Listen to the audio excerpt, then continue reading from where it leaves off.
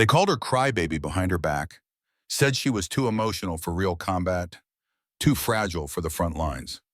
But when 200 enemy fighters surrounded Forward Operating Base Phoenix on that sunny morning, it was 22-year-old Madison Reeves who stood alone at her machine gun nest for 12 straight hours, single-handedly holding them back while her entire unit evacuated. Before we continue, tell us where you're tuning in from.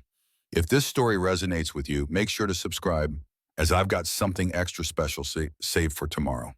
The same soldiers who mocked her tears would later say those 12 hours changed not just the war, but everything they thought they knew about strength.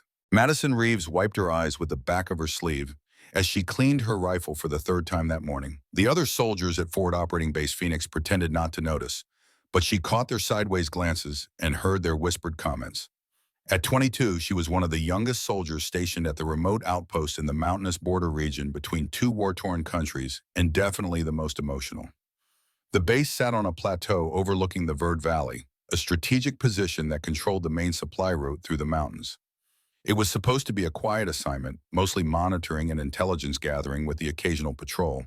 Madison had been stationed there for months, earning a reputation for two things: exceptional marksmanship scores and an unfortunate tendency to cry. She cried when they watched war movies in the recreation tent. She cried during particularly intense training exercises. She cried when reading letters from home. Most embarrassingly, she had cried during her first firefight, not from fear, but from the overwhelming emotion of seeing violence up close. The enemy had retreated quickly, and Madison had performed flawlessly, hitting every target with precision that impressed even the veterans. But all anyone remembered were the tears streaming down her face as she fired. "There goes crybaby again," she heard Sergeant Torres whisper to Corporal Jackson as they passed her position. Wonder what set her off this time? Madison's jaw tightened, but she didn't respond. She had learned that defending herself only made things worse, that trying to explain her emotional responses was seen as weakness. Instead, she focused on her weapon maintenance, breaking down her M249 squad automatic weapon with the methodical precision that had earned her top marks in technical training. The irony wasn't lost on her that she could field strip and reassemble any weapon in the armory blindfolded, that she held the base record for accuracy at 800 meters, and that she had volunteered for every dangerous patrol since arriving. None of that mattered, Bard. What mattered was that she felt things deeply, and in a culture that equated emotion with weakness, that made her a liability in everyone's eyes. Captain Morrison, the base commander, wasn't cruel about it. He simply worked around what he saw as her limitations. She was assigned to rear security positions during patrols, given administrative duties during high-stress operations, and kept away from anything that might trigger what the other soldiers called her waterworks. It was protection disguised as consideration, and it was slowly driving Madison insane.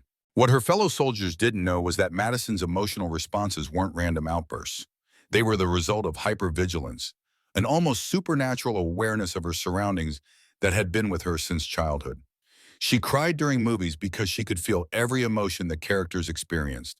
She cried during training because she could sense the fear and determination of her fellow soldiers. She cried during that first firefight because she could feel the weight of every life at stake, friend and enemy alike. This emotional intensity came with advantages that no one recognized. Madison could read people's moods from across a room, sense tension before conflicts erupted, and feel changes in group dynamics that others missed entirely. She had prevented 3 fights in the mess hall by intervening before anyone else knew trouble was brewing. She had spotted 2 cases of PTSD in fellow soldiers weeks before the medics identified them. But these contributions were invisible, overshadowed by the tears that made everyone uncomfortable. As she finished cleaning her weapon, Madison looked out over the peaceful valley below. The sun was shining brightly, casting sharp shadows across the rocky terrain. It was the kind of beautiful day that made the war feel distant and surreal. Local farmers were tending their fields in the distance, and the morning air carried the scent of wildflowers and fresh earth. Madison had requested transfer papers twice, but Captain Morrison had denied them both times. "You're a good soldier, Reeves," he had told her. "You just need to toughen up a bit. This assignment is perfect for building character." What he meant, Madison knew, was that she was too valuable for her technical skills to lose, but too emotionally unstable to trust with real responsibility. She shouldered her weapon and walked toward the perimeter, where she had been assigned morning watch duty.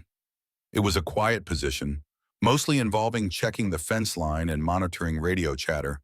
Safe work for someone who couldn't be trusted not to break down under pressure. As Madison settled into her observation post, she had no way of knowing that soon enemy scouts would identify their base as a prime target. She couldn't predict that by afternoon, she would be the only thing standing between her unit and complete annihilation. All she knew was that once again she was being kept away from the action, protected from the very situations where her unique combination of skills and instincts might matter most. The culture at Forward Operating Base Phoenix was typical of military outposts where combat veterans and fresh recruits mixed uneasily. Respect was earned through demonstrated toughness under fire, emotional control under pressure, and the ability to maintain composure when lives hung in the balance. Madison failed the emotional control test spectacularly and repeatedly. During weekly briefings, Captain Morrison would assign roles based on what he called stress tolerance assessments. Madison consistently found herself relegated to support positions, communications monitoring, supply inventory, base maintenance. When the other soldiers headed out on reconnaissance missions or patrol duties, she remained behind with the skeleton crew of medics, cooks, and administrative personnel. "It's not personal, Reeves," Morrison had explained during her last performance review. "You're technically sound, maybe the best shot we've got, but combat isn't just about technical skills. It's about staying cool when everything goes sideways. Your emotional intensity could compromise mission effectiveness." The other soldiers weren't deliberately cruel, but they developed a protective instinct around Madison that was almost worse than outright hostility. They spoke to her in the gentle tones reserved for fragile things, carefully avoided topics that might upset her, and unconsciously excluded her from the casual conversations where real bonds were formed. Sergeant Torres, a 15-year veteran with 3 combat deployments, had become the unofficial spokesperson for the group's concerns. "Look, nobody doubts Madison's heart," he had told Captain Morrison during a private meeting that Madison wasn't supposed to know about. "But heart isn't enough when bullets are flying. I've seen tough guys freeze up under fire. Someone who cries watching movies, that's a recipe for disaster." The evidence seemed to support their position. During a training exercise, Madison had indeed broken down, not from the simulated combat, but from watching a fellow soldier die in the scenario. She had continued performing her duties flawlessly while tears streamed down her face, hitting every target and following every protocol. But the image of her crying over a fake casualty had reinforced everyone's beliefs about her emotional instability. Even her successes were reframed through the lens of her perceived weakness. When she had spotted potential IED placement during a patrol and saved the convoy from ambush, the credit went to her woman's intuition rather than tactical awareness. When she had talked a distraught local civilian out of a potentially dangerous confrontation, it was attributed to her natural empathy rather than skilled de-escalation. The most frustrating part for Madison was that her emotional responses actually enhanced her tactical effectiveness. She could sense when something felt wrong about a situation, read the stress levels of her teammates and adjust accordingly, and pick up on subtle environmental cues that others missed. But in a military culture that valued stoic professionalism above all else, these advantages were invisible. Corporal Jackson, one of the younger soldiers, had initially tried to befriend Madison, but peer pressure eventually won out. "She's nice and all," he had confided to another soldier, not knowing Madison was within earshot. "But you can't rely on someone who might have a breakdown at the worst possible moment. What if we're under fire and she just can't handle it?" The assumption that emotional expression equated to combat ineffectiveness was so deeply ingrained that no one questioned it. Madison's perfect training scores, her flawless equipment maintenance, her uncanny ability to anticipate problems, none of it mattered because she cried. Captain Morrison had even suggested that Madison might be better suited for a military intelligence role, somewhere behind the lines where her sensitivity could be an asset rather than a hindrance. It was meant as constructive feedback, but Madison heard it as confirmation that she would never be trusted as a real soldier. The base's informal social hierarchy reflected these attitudes. Madison ate lunch alone more often than not, was excluded from the evening card games and movie nights, and found herself assigned to solo duties while others worked in teams. It wasn't malicious. If anything, her fellow soldiers thought they were being kind by protecting her from situations that might prove overwhelming. What none of them understood was that Madison's emotional intensity came with compensating strengths they couldn't see. Her hyper-awareness of interpersonal dynamics meant she could predict when team cohesion was breaking down. Her emotional empathy allowed her to connect with local civilians in ways that had provided valuable intelligence. Her sensitivity to environmental changes had prevented accidents and identified threats that others missed. But in a culture that valued emotional suppression over emotional intelligence, Madison's greatest strengths were seen as her most dangerous weaknesses. As she completed her morning perimeter check on that sunny morning, she had no idea that in just a few hours, those same soldiers who questioned her emotional stability would be depending on her to save their lives. The dismissive environment that had shaped her months at Forward Operating Base Phoenix was about to be shattered by circumstances that would reveal the difference between feeling everything and being overwhelmed by anything. While her fellow soldiers spent their downtime by playing cards or watching movies, Madison pursued a different kind of preparation. Every evening after her official duties ended, she made her way to the abandoned communications bunker on the north side of the base. The concrete structure had been built during the original construction, but was now used only for storage. It was there, in complete solitude, that Madison had created her own private training ground. She had started with basic meditation techniques learned from online videos during her rare internet access periods.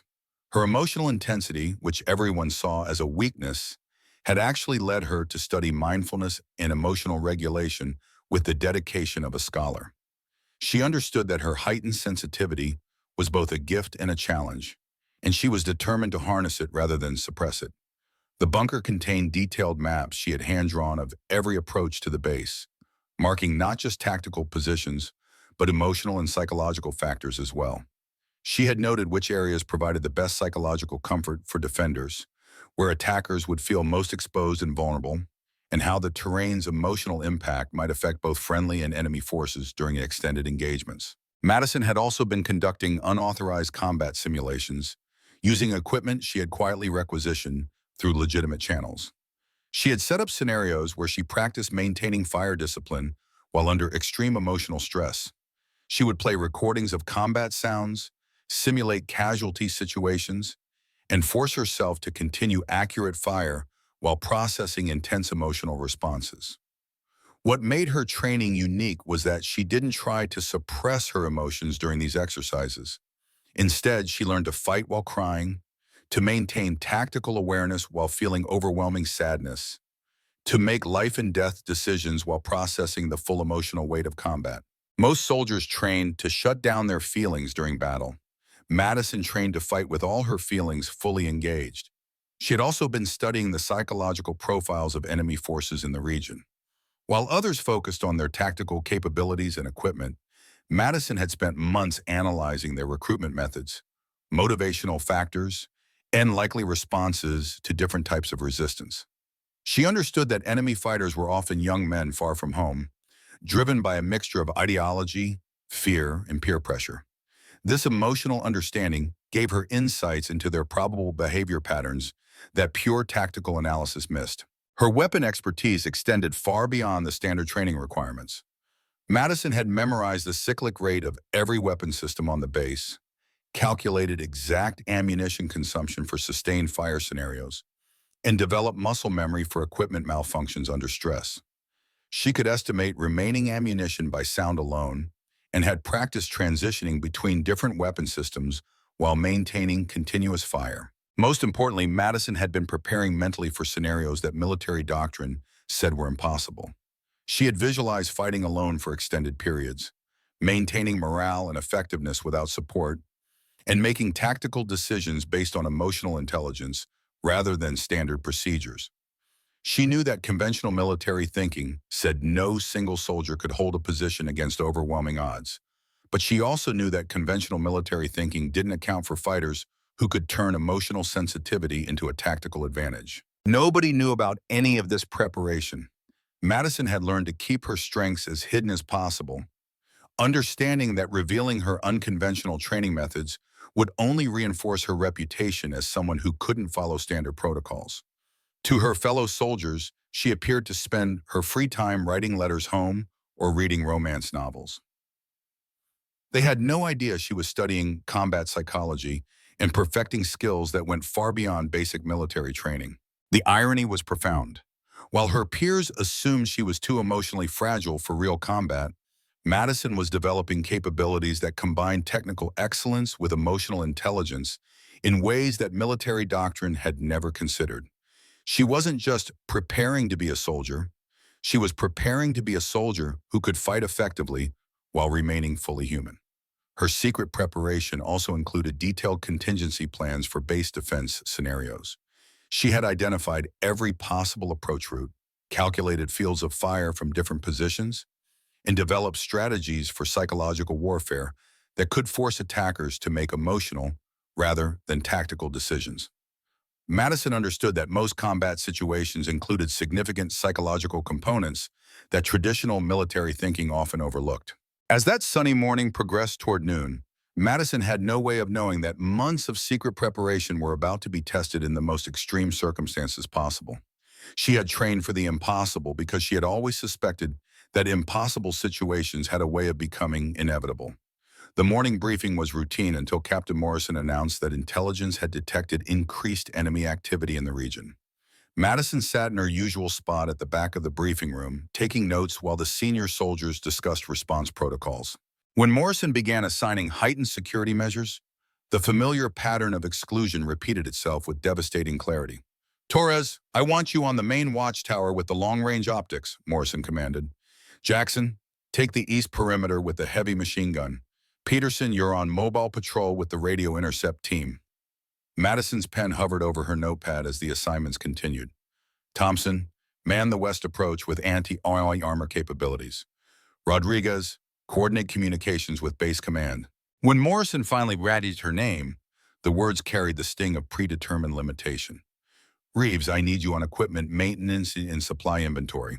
If things get hot, your job is to ensure all gear is accounted for and ready for evacuation procedures." Equipment maintenance, again. While every other soldier received assignments that acknowledged their combat capabilities, Madison was relegated to counting bullets and checking radio batteries.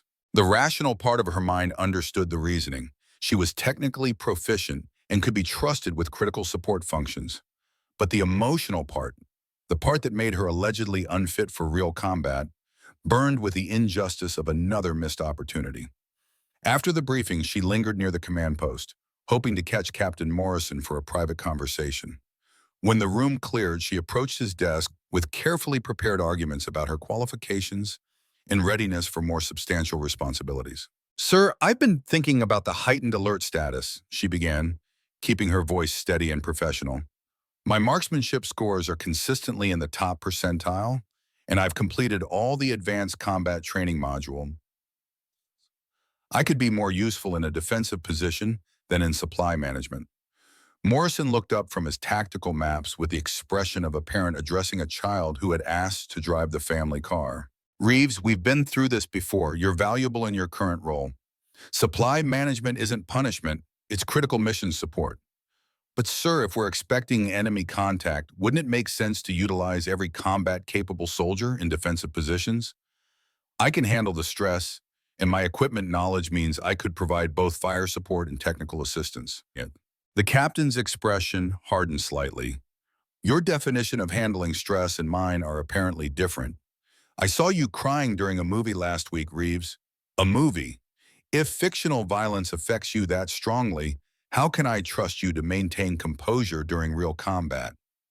Madison felt the familiar surge of frustration mixed with hurt, but she had learned to control her immediate responses. "Sir, emotional expression doesn't equate to combat ineffectiveness. My training scores demonstrate that I can perform under pressure." "Training isn't combat," Morrison replied firmly, "and your emotional volatility isn't just about you. It affects unit cohesion. The other soldiers spend mental energy worrying about your state of mind instead of focusing on their own responsibilities. That's a tactical liability I can't afford."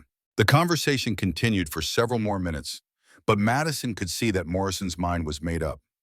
Her fellow soldiers' perceptions had created a feedback loop that reinforced itself with every passing day. Because they expected her to break down, they watched for signs of weakness. Because they watched for weakness, they noticed every emotional response. Because they noticed every emotional response, they became more convinced she was unsuitable for combat roles. What made the dismissal particularly painful was that Morrison wasn't being malicious. He genuinely believed he was making sound tactical decisions based on observed behavior patterns. The problem was that his observations were filtered through assumptions about emotion and effectiveness that Madison knew were fundamentally flawed. Later that day, she overheard Sergeant Torres talking to Corporal Jackson near the armory. "I feel bad for her," Torres was saying, "but combat leadership means making hard choices about personnel placement. Morrison's right to keep her away from the sharp end.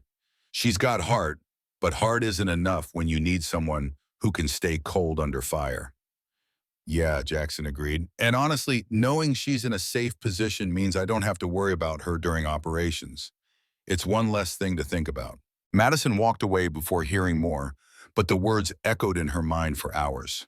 They weren't just excluding her from combat roles. They were relieved to have her excluded. Her presence in dangerous situations was seen as an additional burden rather than an additional asset.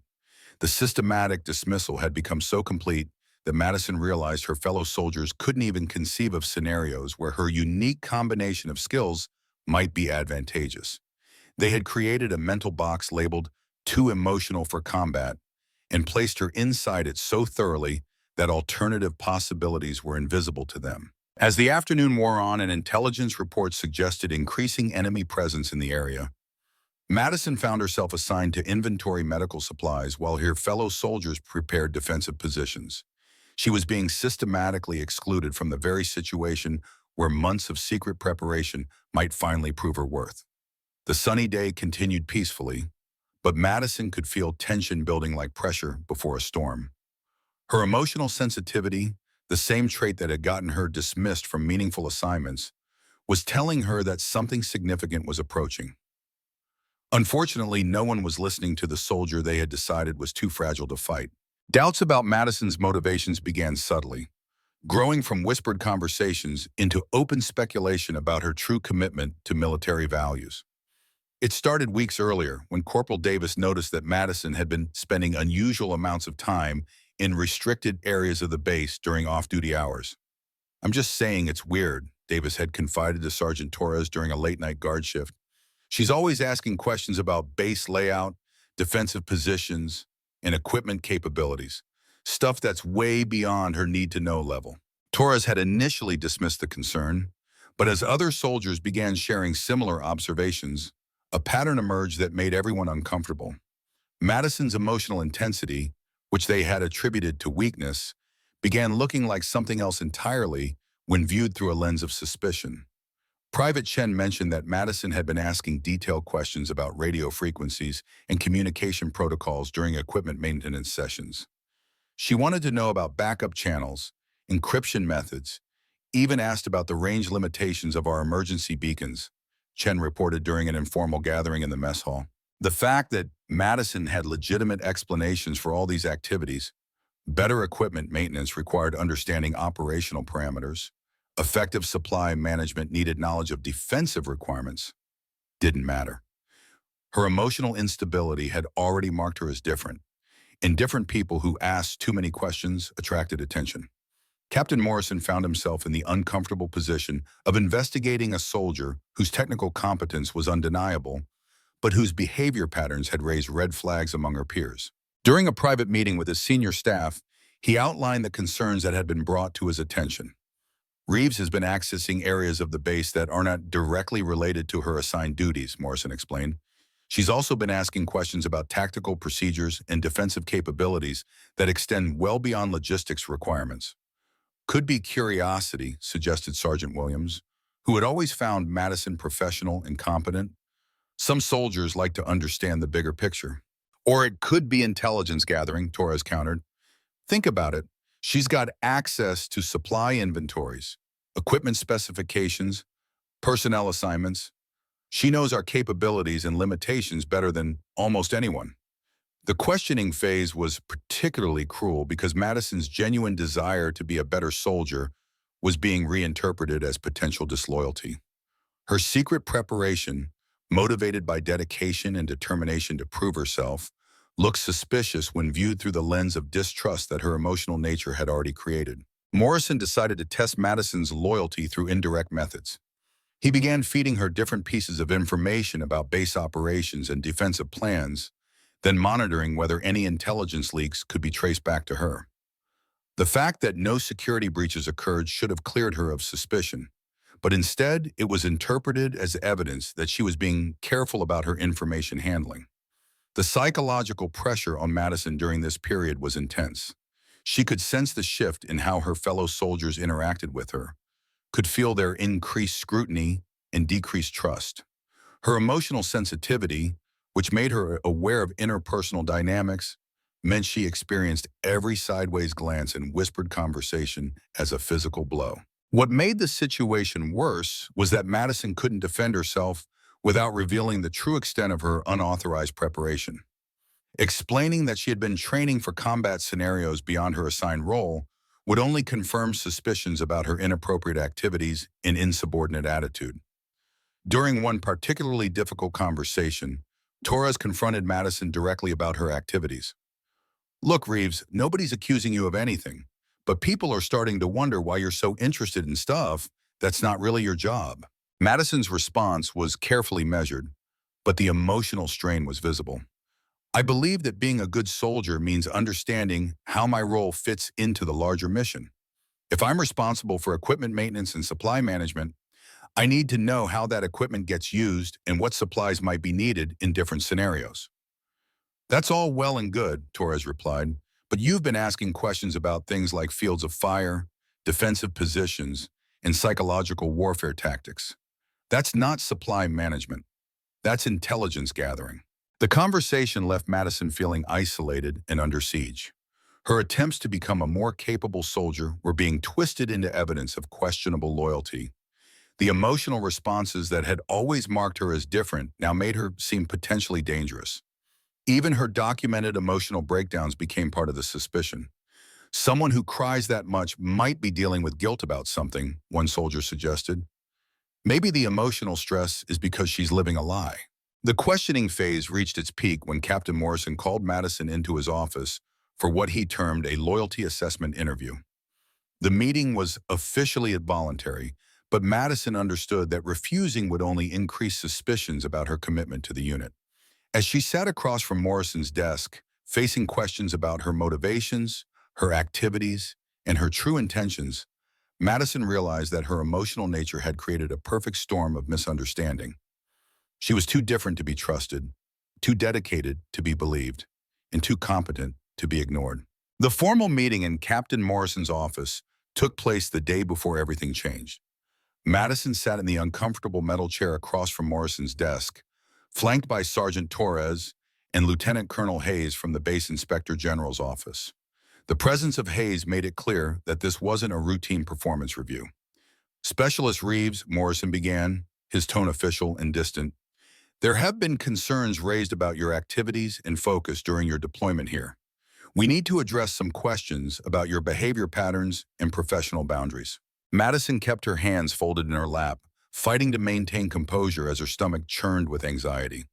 She had known this confrontation was coming, but the formal setting made it feel like a trial rather than a conversation. Lieutenant Colonel Hayes consulted a file that Madison assumed contained documentation of every question she had asked, every area she had visited, every moment of curiosity that had been reinterpreted as suspicious behavior. "Specialist, can you explain why you've been accessing areas of the base that fall outside your assigned responsibilities?" "Sir, I believe that effective logistic support requires understanding how equipment and supplies are used in operational contexts," Madison replied, keeping her voice steady despite the emotional turmoil building inside her. "I've been trying to better understand defensive requirements so I can anticipate supply needs and ensure equipment readiness." Torres leaned forward, his expression skeptical. "That explanation might work for basic operational knowledge, but you've been asking detailed questions about psychological warfare tactics, enemy behavioral patterns, and combat stress responses. That goes way beyond logistic support. Madison felt the familiar heat rising in her cheeks, the precursor to the emotional responses that had defined her reputation. But this time she couldn't afford to cry. This time, tears would be interpreted as guilt rather than sensitivity. Sergeant, I've been trying to develop myself as a more complete soldier, she said carefully. Understanding the psychological aspects of combat helps me provide better support to personnel who are dealing with stress and trauma. If I'm going to maintain equipment used in high-stress situations, shouldn't I understand the psychological factors that affect its use? Morrison's expression remained skeptical. Reeves, your assigned role is equipment maintenance and supply inventory. Your job is to count bullets, not analyze the psychological state of the people who fire them. This expansion of focus beyond your assigned duties is creating concerns about your priorities and judgment. The words hit like physical blows. Madison had spent months trying to become a better soldier, only to have her dedication reframed as insubordination and a potential security risk. Sir, Madison said, struggling to keep her voice from shaking, I've never compromised security or shared sensitive information. My performance evaluations have consistently rated me as exceeding standards in all technical areas. I don't understand why professional development is being characterized as problematic behavior. Hayes consulted his notes again. Specialist, the issue isn't your technical competence. The issue is scope and focus. Military effectiveness requires personnel to excel within their assigned roles, not to freelance into areas where they lack proper training and authorization. The conversation continued, but Madison could see that the outcome was predetermined. Her attempts to expand her capabilities were being systematically dismantled and reframed as evidence of poor judgment and questionable focus. Morrison's final words carried the weight of official censure. Effective immediately, Specialist Reeves, you are restricted to your assigned duties only. No more unauthorized access to restricted areas. No more questions about operational procedures outside your scope of responsibility, and no more independent research into combat-related topics. Your role is logistic support, and that's where your focus needs to remain. Sir, Madison said quietly, I understand the concerns, but I believe I could be more valuable to this unit if I was allowed to develop my capabilities beyond basic logistic support. Your value to this unit is determined by your ability to follow orders and stay within your assigned parameters, Morrison replied firmly. Military discipline exists for a reason, Reeves. When soldiers start deciding for themselves which boundaries to respect, unit cohesion breaks down. Torres added his own perspective with words that cut deeper than official reprimands. Madison, you're a good soldier in your assigned role, but good soldiers don't question the limitations placed on them by superior officers who have more experience and better judgment about personnel deployment. Madison left the meeting feeling completely defeated. Her months of preparation, her genuine desire to serve more effectively, her attempts to overcome the limitations that others had placed on her, all of it had been systematically crushed. She was being ordered to accept the narrow box they had built around her, to stop trying to prove she could be more than they believed possible. That evening, she sat in her quarters, staring at the detailed maps and training materials she had accumulated through months of secret preparation. Morrison's order meant she had to dispose of them, had to abandon the skills she had developed, had to accept that her emotional nature made her unsuitable for anything beyond counting supplies and maintaining equipment. As Madison prepared to throw away months of work, she had no way of knowing that soon, every limitation that had been placed on her would become irrelevant. The sunny morning that was approaching would prove that sometimes the only way to demonstrate your true capabilities is to ignore the people who insist those capabilities don't exist. She carefully folded her maps and training materials, but instead of discarding them, she tucked them into her personal gear. Some inner voice told her that giving up completely might be premature, that preparation for impossible situations might still prove valuable. It was the best decision she would ever make. The attack began with a single mortar round that shattered the peaceful silence of forward operating base Phoenix. Madison was completing her equipment inventory in the supply depot when the explosion sent tremors through the concrete floor and knocked several ammunition boxes from their shelves. The base alarm system activated immediately, its piercing wail cutting through the mountain air as Madison grabbed her rifle and moved toward the command post. Through the depot's small window, She could see muzzle flashes sparkling like deadly stars across the ridge lines surrounding the valley. At least 40 positions, possibly more. All personnel, this is Phoenix Command. Captain Morrison's voice crackled through the base-wide communication system. We are under coordinated attack from multiple directions. Estimate enemy strength at 150 to 200 fighters. Prepare for immediate evacuation. Repeat, prepare for immediate evacuation. Madison's heart hammered as she processed the tactical situation. The base's 30-person garrison was outnumbered by nearly 7 to 1, and the enemy had achieved complete surprise with overlapping fields of fire that covered all the obvious escape routes. This wasn't a probing attack or harassment. This was a deliberate attempt to overrun the position. She reached the command post as organized chaos erupted around her. Soldiers were grabbing essential equipment, destroying sensitive documents, and preparing for the evacuation that standard military doctrine demanded in overwhelming situations. Through the radio chatter, she could hear reports from the perimeter guards that painted an increasingly desperate picture. West approach is completely compromised, Torres reported from his position. I count at least 50 fighters moving up the ridge with heavy weapon support. East perimeter is taking sustained fire, Jackson added.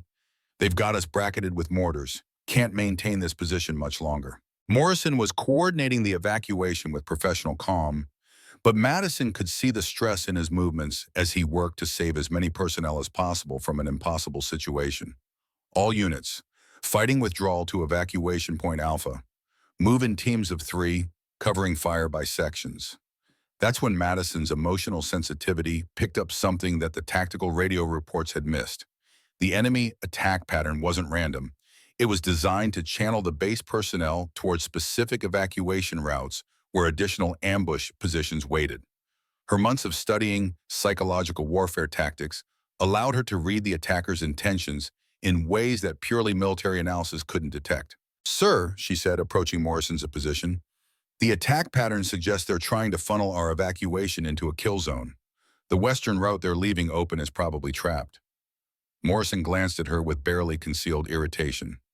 Reeves, this isn't the time for tactical speculation. Your job is to grab essential supplies and move to the evacuation point. But Madison's emotional radar was screaming warnings that she couldn't ignore. The attackers' behavior patterns, the timing of their advances, the specific positions they had chosen, everything suggested a level of psychological sophistication that meant this wasn't just an overwhelming assault. It was a carefully planned annihilation. Captain, I think they're planning to wipe out the entire garrison, she pressed. This isn't about taking the base. It's about ensuring no survivors reach friendly forces with intelligence about their capabilities. Before Morrison could respond, an explosion rocked the command post as an enemy mortar found its range. Through the smoke and debris, Madison could see that several soldiers had been wounded, including Peterson, who was clutching a bleeding arm while trying to maintain radio contact with base command. Phoenix Command, this is Overwatch, came a distant voice through the damaged radio. Enemy forces have surrounded your position. Estimate 4 hours before relief forces can reach your location. Recommend immediate evacuation through any available route. 4 hours. Madison's mind raced through the calculations she had memorized during her secret preparation. Their ammunition wouldn't last 30 minutes against a sustained assault from 200 attackers. The evacuation routes were compromised.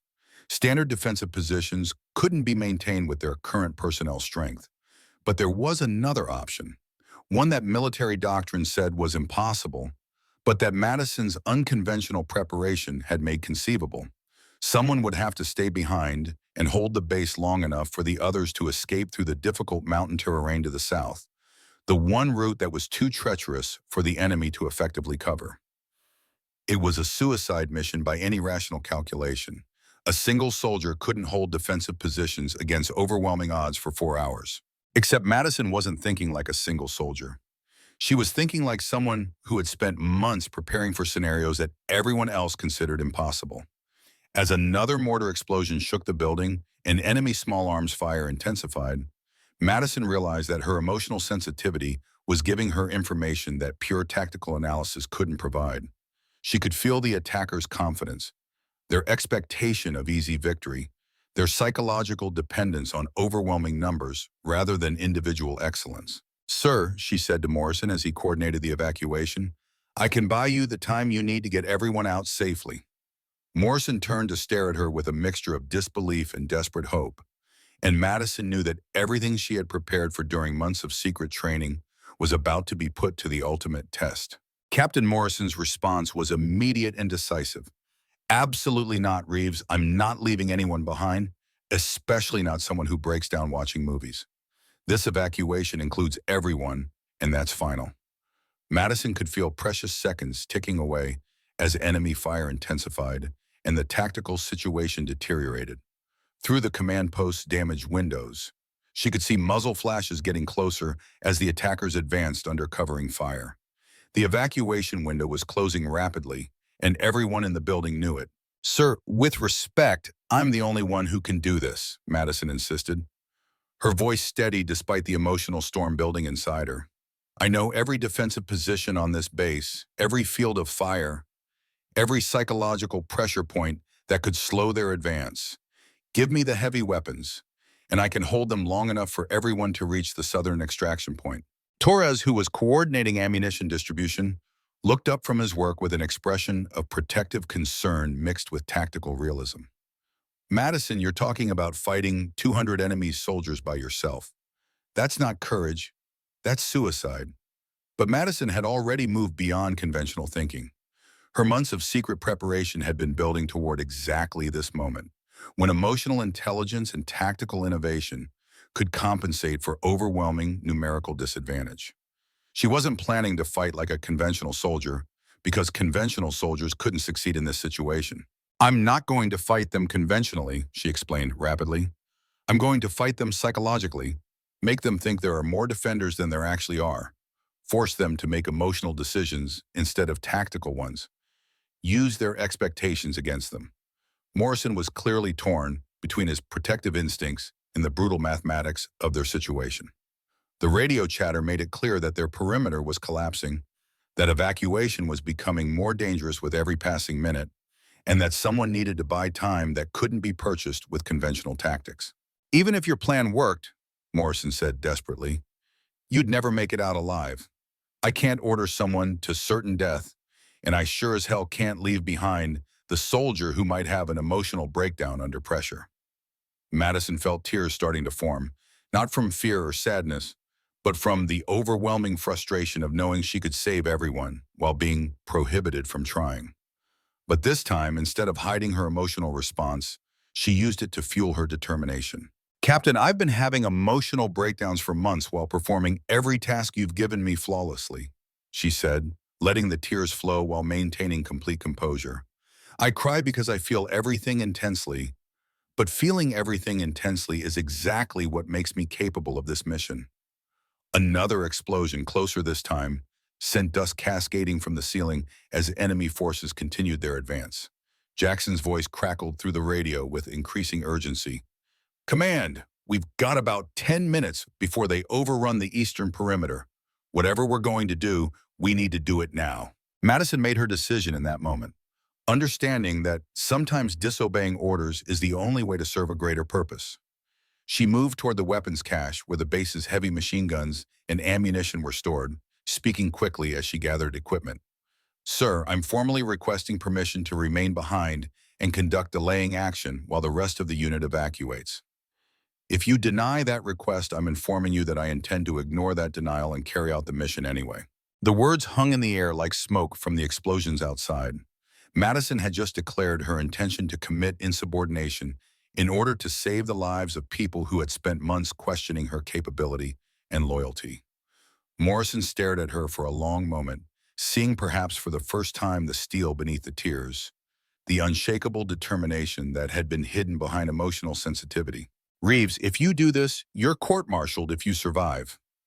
If I don't do this, we might all die in the next half hour." "I understand the consequences, sir," Madison replied, shouldering the heavy machine gun that would become her primary weapon for the next 12 hours.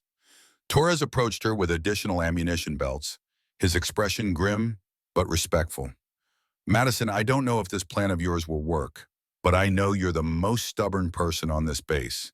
If anyone can pull off something impossible, it's probably you. Madison felt the weight of the moment settling around her like armor. Everything she had prepared for, everything she had endured, everything she had proven and been denied.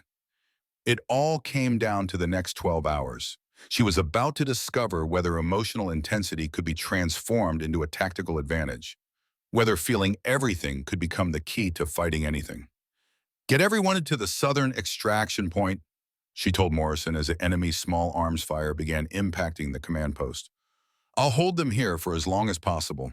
Morrison nodded grimly, understanding that he was witnessing either an act of supreme heroism or tragic self-sacrifice. "Reeves, for what it's worth, I hope I've been wrong about your capabilities." Madison smiled through her tears as she prepared to take her position. "Sir, you're about to find out exactly how wrong you've been."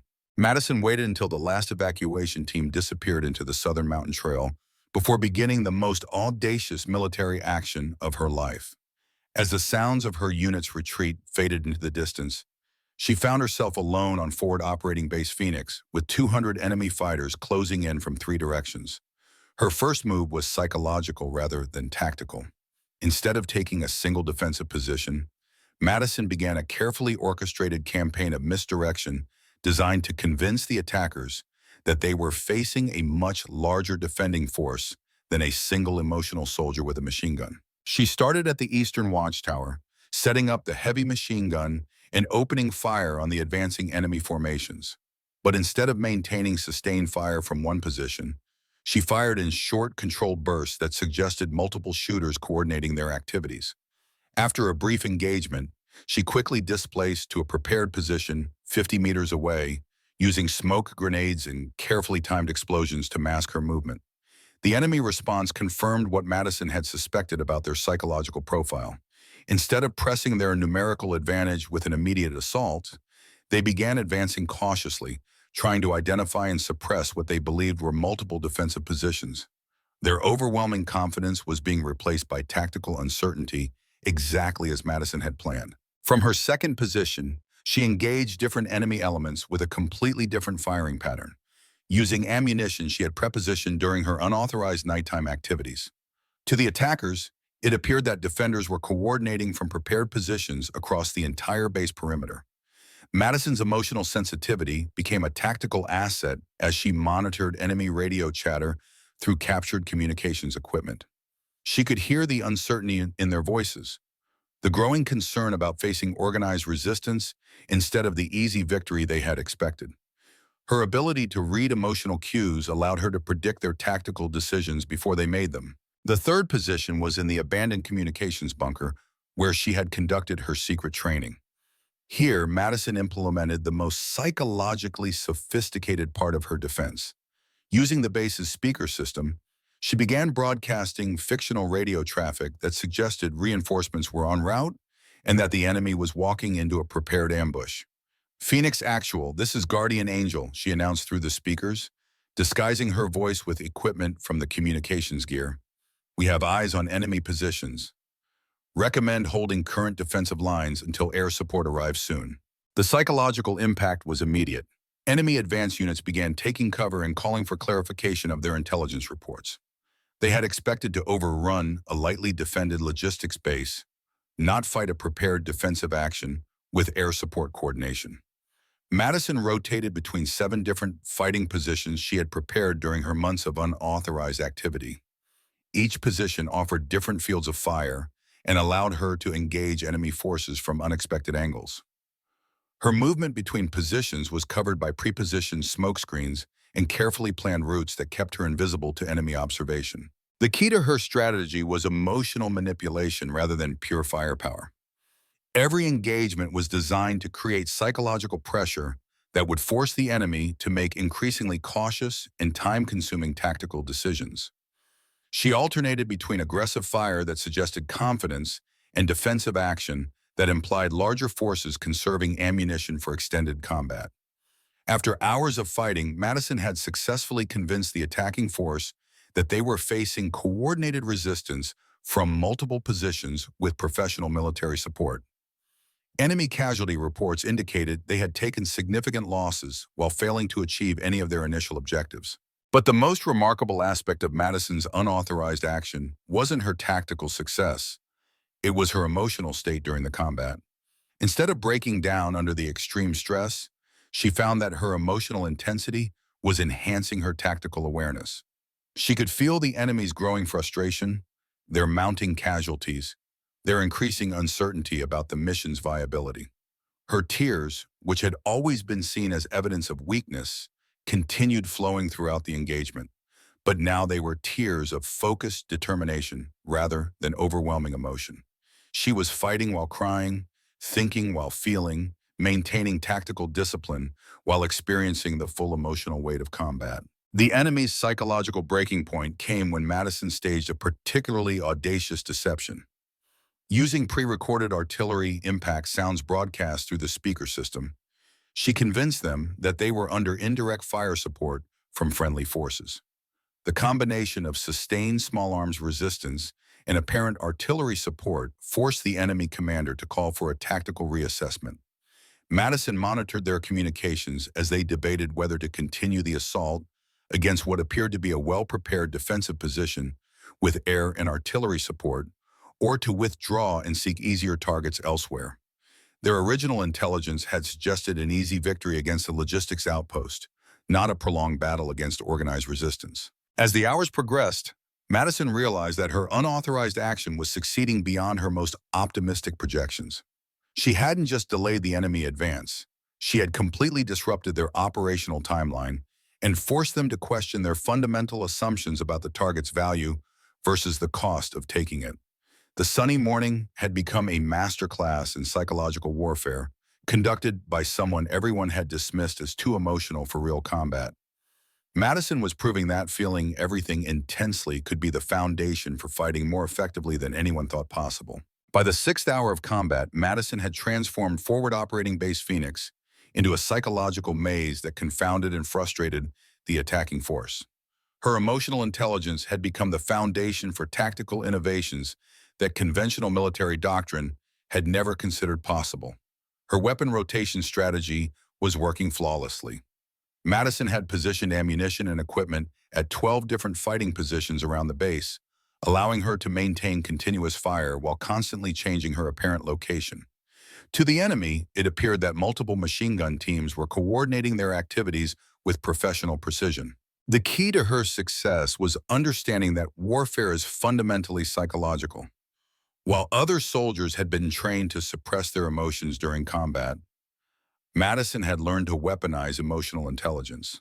She could sense when enemy units were becoming discouraged, when their officers were losing confidence, when tactical uncertainty was spreading through their ranks.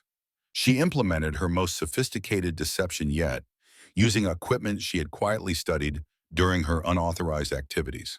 She began jamming enemy radio frequencies while simultaneously broadcasting false intelligence reports.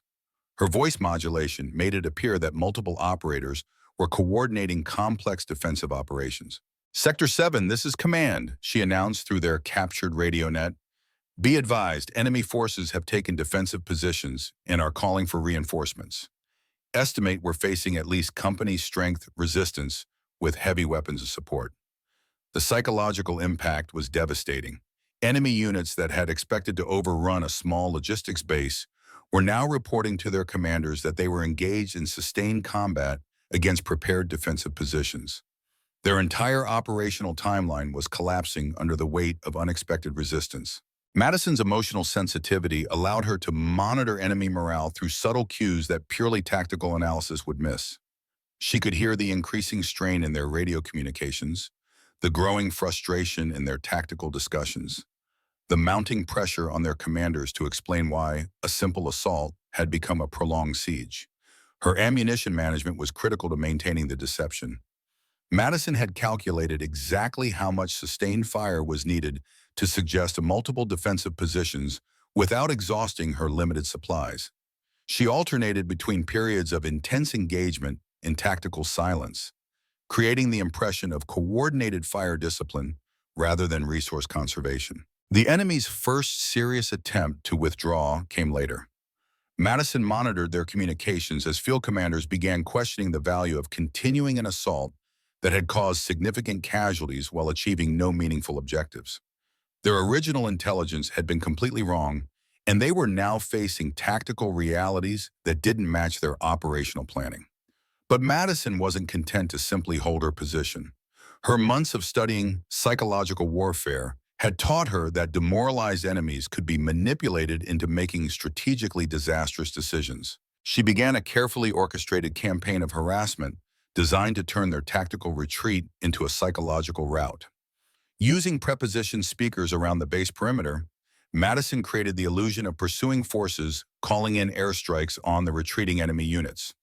The combination of sustained harassment fire and apparent close air support coordination convinced many enemy soldiers that they were being pursued by superior forces with overwhelming technological advantage.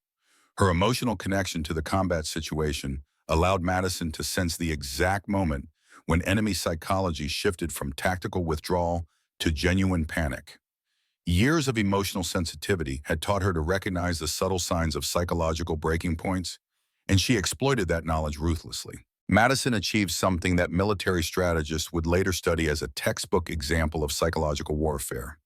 Through sustained deception and emotional manipulation, she had convinced a force of 200 enemy fighters that they were engaged in hopeless combat against superior numbers with professional military support.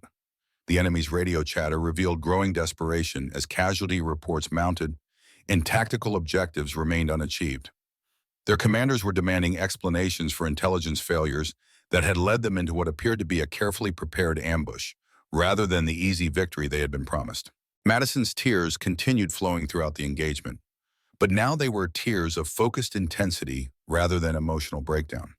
She was discovering that her emotional nature wasn't incompatible with combat effectiveness. It was the foundation for a completely different kind of military excellence.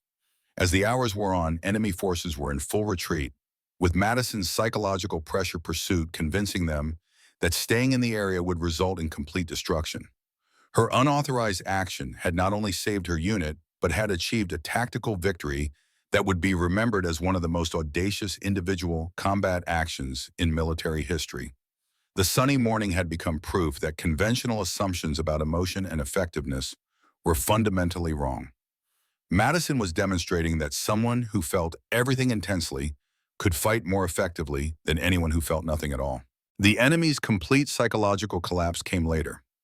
Madison monitored their communications as unit after unit reported tactical withdrawal in the face of what they believed was overwhelming defensive capability. Her emotional intelligence had allowed her to read their breaking point perfectly and exploit it with devastating effectiveness. "All units, this is Sector Command," came the strained voice of an enemy officer through their compromised radio net. "Abort assault on Phoenix Base. Repeat, abort assault." Intelligence reports were completely inaccurate. Target is heavily fortified with professional military support. Casualties are unacceptable for strategic value gain. Madison allowed herself a moment of exhausted satisfaction as she watched enemy forces retreating down the mountain slopes they had climbed with such confidence hours earlier. Through her binoculars, she could see abandoned equipment scattered across the hillsides. Evidence of an army that had transformed from an organized assault force into a demoralized rabble through pure psychological pressure. Her ammunition count revealed the true audacity of what she had accomplished. Madison had expended less than 30% of her available supplies while convincing 200 enemy fighters that they were facing overwhelming firepower from multiple defensive positions. The key hadn't been superior equipment or numbers. It had been a superior understanding of human psychology under stress. The base's communication system crackled to life with an incoming transmission from friendly forces. "Phoenix Base, this is Overwatch Command.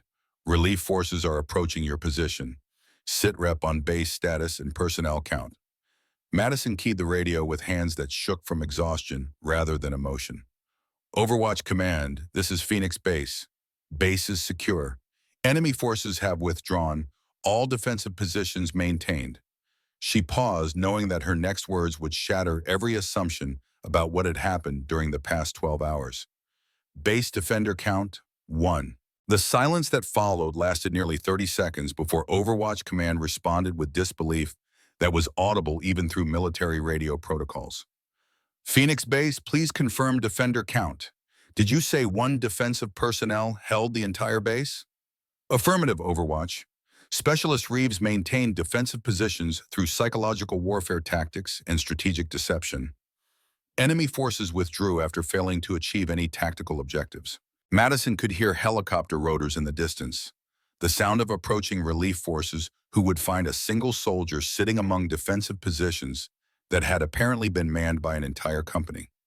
The evidence of her deception was scattered across the base, empty ammunition casings at multiple firing positions, communications equipment broadcasting fictional radio traffic, smoke grenades, and demolition charges that had created the illusion of much larger defensive operations. As the first rescue helicopter touched down on the base landing pad, Madison emerged from her final fighting position, looking like someone who had been through 12 hours of intensive combat. Her uniform was stained with cordite and smoke, her face streaked with tears and sweat, her hands blackened from handling ammunition and explosives. But her rifle was clean, her equipment was organized, and her bearing was that of a soldier who had accomplished the impossible. Captain Morrison was the first person off the helicopter, his expression a mixture of disbelief, relief, and something approaching awe. Behind him came the rest of Madison's unit, the soldiers she had saved through her unauthorized action, returning to find their base secure and their supposedly fragile colleague standing among the evidence of an individual combat action that military historians would study for decades.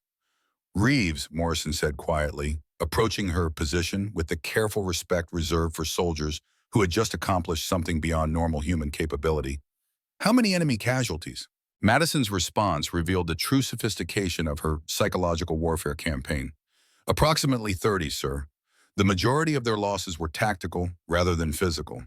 They retreated because they believed continued assault would result in total unit destruction. Torres, who had spent months questioning Madison's emotional stability, stared at the defensive positions she had maintained single-handedly. You convinced 200 enemy fighters that you were an entire defensive company. I convinced them that attacking this position would cost more than they were willing to pay, Madison replied, her voice steady despite the emotional and physical exhaustion of 12 straight hours of combat. Psychology is often more effective than pure firepower. The successful outcome was undeniable. Madison had not only saved her unit, but had achieved a tactical victory that demonstrated the effectiveness of emotional intelligence as a combat multiplier. Her tears, which had been seen as evidence of weakness, had been flowing throughout the engagement, while she maintained tactical discipline that exceeded anything her critics thought possible. As the relief force secured the base and documented the evidence of her individual stand, Madison realized that everything had changed. She was no longer the emotional soldier who couldn't be trusted with real responsibility. She was the soldier who had held off an army through sheer determination and innovative thinking. The sunny day that had started with routine equipment inventory had ended with proof that conventional assumptions about emotion and effectiveness were fundamentally wrong. Madison had demonstrated that feeling everything intensely wasn't incompatible with combat excellence. It was the foundation for a completely different kind of military superiority. The debriefing took place in the base command center after Madison's unauthorized stand. The room was packed with personnel who had never shown interest in her opinions before. Captain Morrison, Lieutenant Colonel Hayes from the Inspector General's office, Colonel Richards from Base Command, and 2 intelligence specialists from Division Headquarters who had flown in specifically to understand how one soldier had achieved what conventional doctrine said was impossible. Madison sat at the head of the conference table, her after-action report spread out before officers who were struggling to reconcile their previous assessments of her capabilities with the documented evidence of her tactical success. The battle damage assessment confirmed that enemy forces had suffered significant casualties and complete tactical failure while attacking what they believed was a heavily defended position. Specialist Reeves, Colonel Richards began, consulting notes that documented every aspect of her 12-hour defense. Your tactical innovation represents a fundamental breakthrough in psychological warfare applications. You achieved a decisive victory against overwhelming odds using methods that aren't covered in any standard military doctrine. The intelligence specialist leaned forward with obvious fascination. Your emotional intelligence gathering from enemy radio communications allowed you to predict their tactical decisions with remarkable accuracy. How did you develop these capabilities? Madison's response was measured and professional, but there was no hiding the satisfaction in her voice. Sir, I spent months studying psychological warfare tactics and combat stress responses during my off-duty time. I believe that understanding the emotional aspects of combat could provide tactical advantages that purely technical training might miss. Lieutenant Colonel Hayes, who had previously questioned her focus and priorities, now looked at her with something approaching professional reverence. Specialist, your unauthorized preparation activities, which we previously viewed as problematic behavior, were actually developing capabilities that proved decisive in combat. Your emotional sensitivity, which we interpreted as a liability, was actually an intelligence-gathering asset. Captain Morrison's acknowledgement carried the weight of someone who was fundamentally reassessing his previous judgments. Reeves, I owe you an apology. I spent months trying to protect you from situations where I thought your emotional responses would compromise mission effectiveness. I failed to recognize that your emotional intensity was actually enhancing your tactical capabilities. The recognition extended beyond verbal acknowledgement. Division headquarters had fast-tracked Madison's promotion to sergeant and authorized her transfer to the newly created Psychological Operations Development Unit, where her unique combination of emotional intelligence and tactical innovation could be properly utilized and studied. Your action report will be required reading at the War College, the intelligence specialist informed her. Military strategists need to understand how emotional intelligence can be weaponized as effectively as any technological advantage. Sergeant Torres, who had questioned her stability and reliability for months, approached Madison after the formal debriefing with an expression of genuine respect mixed with professional curiosity. Madison, I need to know, were you crying during the actual combat? Madison's answer encapsulated everything she had learned about the relationship between emotion and effectiveness. I cried for 12 straight hours, Sergeant, but crying didn't interfere with my tactical thinking. It enhanced it. My emotional sensitivity allowed me to read enemy psychology in ways that purely analytical thinking couldn't achieve. The recognition wasn't limited to military personnel. Madison's action had been documented by embedded journalists who had arrived with the relief forces, and her story was already spreading through military networks as an example of individual heroism that transcended conventional understanding of combat effectiveness. What made the recognition particularly meaningful was that it represented a fundamental shift in how military leadership viewed the relationship between emotional expression and combat capability. Madison hadn't succeeded despite her emotional nature. She had succeeded because of it. Colonel Richards made this significance explicit during his closing remarks. Specialist Reeves has demonstrated that our traditional assumptions about emotion and military effectiveness may be fundamentally flawed. Her success suggests that emotional intelligence might be just as important as physical strength or technical competence in modern warfare. The formal recognition ceremony took place the following week, with Madison receiving the Silver Star for gallantry in action and the Purple Heart for wounds received during combat. But the real recognition was the change in how her fellow soldiers viewed her capabilities and potential contributions. As she stood at attention during the ceremony, Madison reflected on the journey from overlooked logistics specialist to decorated war hero. The tears that had once marked her as unsuitable for combat were now seen as evidence of the emotional depth that had enabled her tactical breakthrough. The recognition represented more than individual achievement. It was acknowledgement that military excellence could take forms that conventional thinking had never considered. Madison's success had opened new possibilities for soldiers whose strengths didn't fit traditional molds, who brought different types of intelligence to military challenges. Her emotional sensitivity, which had been systematically dismissed as a liability, was now recognized as a combat multiplier that could provide decisive tactical advantages in the right circumstances. The recognition changed not just how others saw Madison, but how the military understood the relationship between feeling and fighting. Months after her 12-hour stand at Forward Operating Base Phoenix, Sergeant Madison Reeves stood before a classroom of military officers at the Advanced Warfare School, teaching concepts that hadn't existed in military doctrine before her unauthorized action proved their effectiveness.